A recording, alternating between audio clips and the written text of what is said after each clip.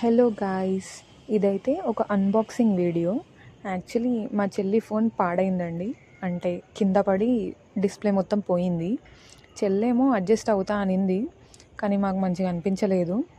ఇంకా కొత్త mobile order చేశాము. ఇదేంటంటే మోటరోలా ఎడ్జ్ 50 ఫ్యూజన్. ఈ మోడల్ అయితే మనకి ఎంఆర్పి 25,000 ఉందండి, కానీ ఆఫ్టర్ డిస్కౌంట్ మాకైతే 22K పడింది.